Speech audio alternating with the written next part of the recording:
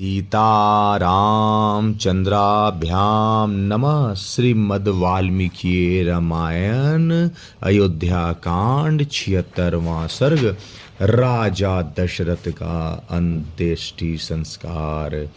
इस प्रकार शोक से संतप्त हुए कई कुमार भरत से वक्ताओं में श्रेष्ठ महर्षि वशिष्ठ ने उत्तम वाणी में कहा, महायशस्वी राजकुमार, तुम्हारा कल्याण हो।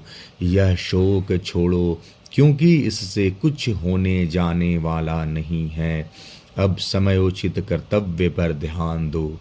राजा दशरथ की शव दाह संस्कार के लिए ले चलने का उत्तम प्रबंध करो।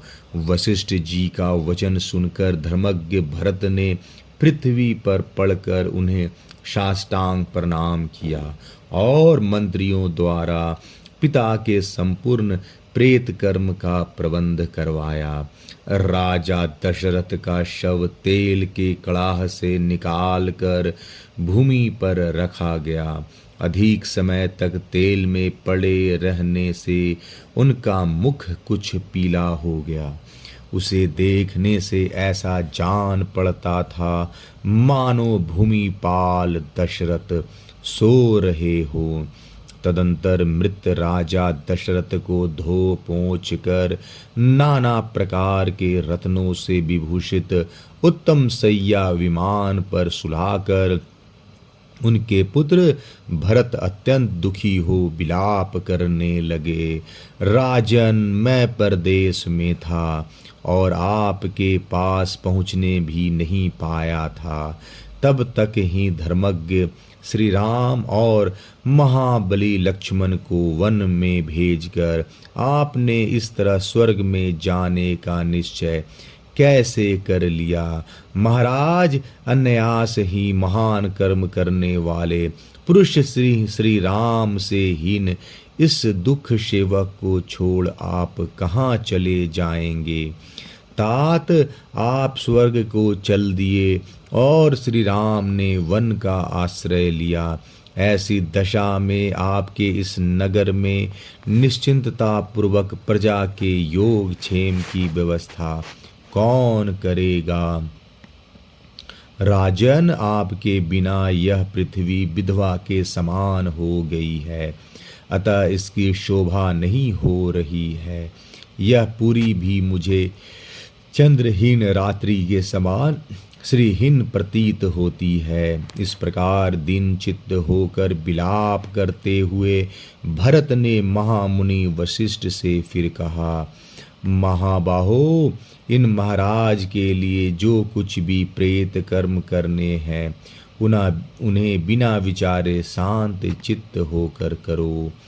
तब बहुत अच्छा कहकर भरत ने वशिष्ठ जी की आज्ञा सिरोधार की तथा ऋत्विक पुरोहितों और आचार्य सबको इस कार्य के लिए जल्दी करने को कहा। राजा की अग्निशाला से जो अग्नियां बाहर निकाली गई थी उनमें ऋत्विजों और याजकों द्वारा विधि पूर्वक हवन किया गया। तत्पश्चात महाराज दशरथ के प्राणहीन शरीर को पालकी में बिठाकर परिचारक गण उन्हें शमशान भूमि को ले चले। उस समय आंसुओं से उनका गला रुंध गया और मन ही मन उन्हें बड़ा दुख हो रहा था।